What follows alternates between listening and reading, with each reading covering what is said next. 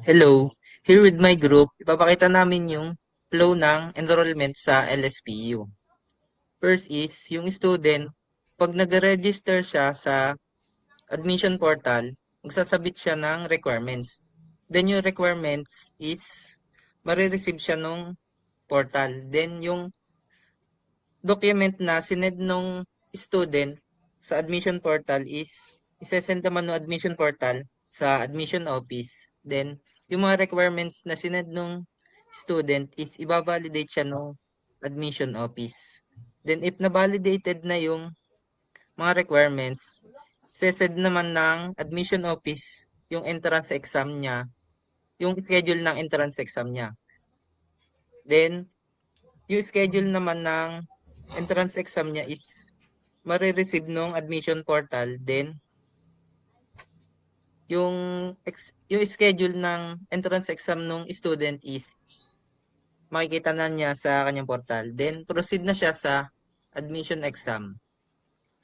Then, during sa admission exam niya, kung nakapasa siya, send naman nung testing room yung result nung naging exam niya tapos yung schedule ng interview niya.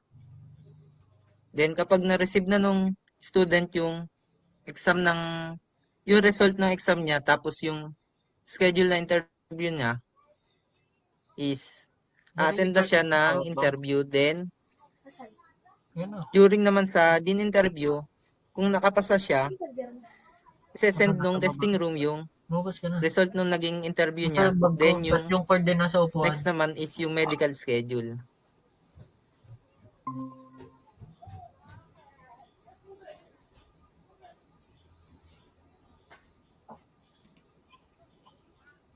So, dito, di ba, sinend na ah ng this office yung ating results for the interview and medical schedule.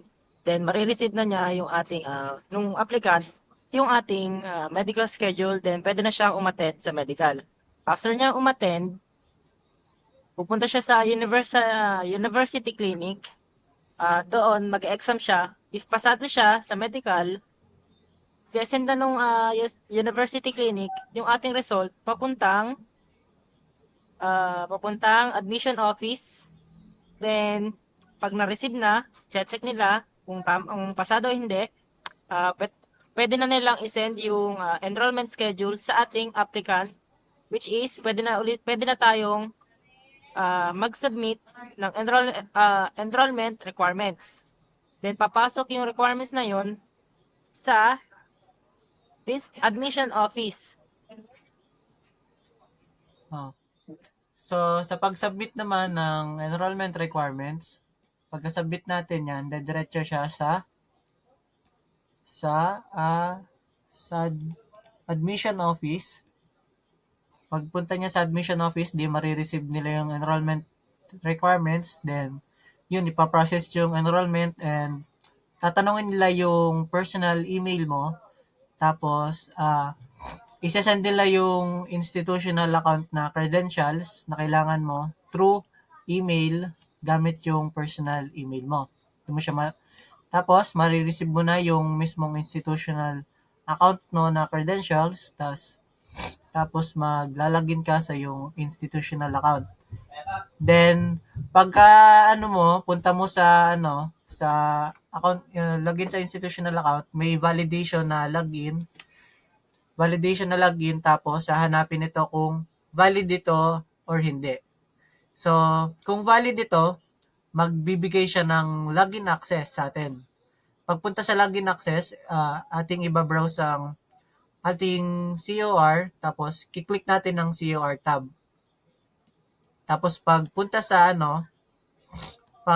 click natin sa COR tab, so ito, magre-return the COR, tapos yun, pupunta tayo sa view COR, tapos na ang process ng enrollment natin.